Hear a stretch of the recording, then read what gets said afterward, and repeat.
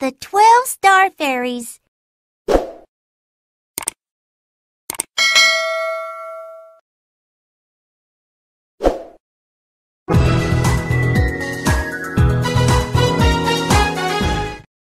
희정당에서 선평문을 지나면 창덕궁에서 가장 안쪽에 위치한 건물이자 은밀하고 신비한 공간인 대조전이 등장한다. 왕비의 생활 공간이자 임금과 왕비의 침전이었던 대조전은 외부와 철저하게 단절된 공간이었다. 대통을 이을 세자와 공주를 낳고 길러야 했던 공간인 만큼 궁궐 안에서도 철저하게 보호하고 소중히 했던 것이다. 대조전의 중앙마루를 중심으로 왕비의 침전인 서운돌과 임금의 침전인 동운돌로 나뉘어진다. 대조전에 크게 만든다는 뜻은 대통을 이을 세자를 큰 그릇으로 만들어야 국가와 백성이 복을 누릴 수 있다는 의미라고 한다. 철저한 보호가 이루어졌던 공간이지만 역설적이게도 창덕궁에서 가장 많이 화재에 불탔던 건물이고 1910년에는 마지막 어전회의가 열리기도 한 비운의 건물이기도 하다. 1917년 불에 타자 경복궁의 교태전을 옮겨다 지었다. 혼란이 극에 달한 조선 말, 대조전에 머물던 왕비와 세자들은 무슨 생각을 했었을까? 덩치 큰 열강의 틈바구니에서 어떻게든 살아남으려 한 조선의 미래를 그리지 않았을까? 덩치 큰 열강의 틈바구니에서 어떻게든 살아남으려 한 조선의 미래. 넓은 마당이 어쩐지 한스럽게 느껴진다. 창덕궁의 동쪽 끝, 풍광이 수려한 곳, 이곳에 낙선제를 비롯한 석곡헌 수강제가 있다. 이 소박한 건물들을 모두 합쳐 낙선제 일대라고 부르고 있다. 낙선제는 본래 헌종이 후궁이었던 경빈 김씨를 위하여 마련한 공간이었다. 소박하고 정갈한 이 공간에서 편안하고 여유로운 삶을 즐기기를 바란 헌종의 마음이 남아있는 공간이 낙선제인 것이다. 서쪽에 있는 낙선제는 선한 일을 즐겨 한다는 뜻이고 동쪽에 있는 석곡헌은 복을 준다는 뜻으로 후사를 기원하는 의미이다.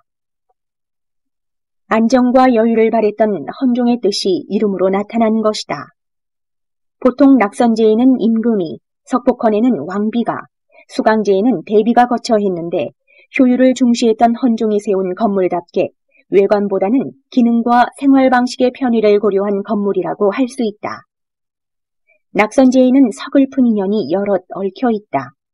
마지막 황후인 윤황후뿐만 아니라 덕혜옹주, 이방자 여사, 그리고 마지막 황태자인 영친왕도 머물렀던 곳이기 때문이다. 창덕궁에서 가장 도드라지고 아름다운 곳은 단연코 후원이다. 금원 혹은 비원이라고 불리며 출입을 통제했던 후원의 경치는 경무에 지친 임금들의 마음의 휴식처였던 셈이다. 후원 영역은 창덕궁을 설계했던 태종이 마련한 것으로 수많은 전각과 연못, 수백 종의 나무들이 조화를 이루고 있다. 6만여 평에 이르는 거대한 공간에 조성된 왕의 산책길, 그것이 바로 유네스코 세계문화유산으로 지정된 창덕궁 비원인 것이다. 비원 중 으뜸은 부용지이다. 후원에서 규모가 가장 큰 곳으로 언덕 아래 조성된 연못과 두 개의 기둥이 연못에 들어가 세워진 부용종의 모습은 절로 탄성이 나올 만큼 아름답다. 부용지 북쪽에는 선비를 닮은 연못과 정자가 있다. 숙종이 내 연꽃을 사랑함은 더러운 곳에 처하여도 맑고 깨끗하여 은연히 군자의 덕을 지녔기 때문이다라며 이름 붙인 애련지와 애련정이다. 애련지를 뒤로 하고 남쪽으로 조금 내려오면 순조가 사대부의 집이 궁금하여 짓게 했다는 연경당이 나온다. 조선시대 양반집을 본떠 지은 건물들로 훗날 순조와 왕비가 이곳에 머물며 손님을 맞기도 했다. 창덕궁에서 마지막으로 지어진 곳인 존덕정은 울창한 숲속에 고즈넉한 멋을 그대로 간직한 채 조성되어 있다. 이중지붕의 육각형 모양의 천장에는 왕을 뜻하는 청룡과 황룡의 그림이 아름답게 수놓아져 있다. 후원에서 가장 소박한 공간인 옥류천에는 국내에서 유일하게 초가지붕으로 꾸며진 청의정이 있다.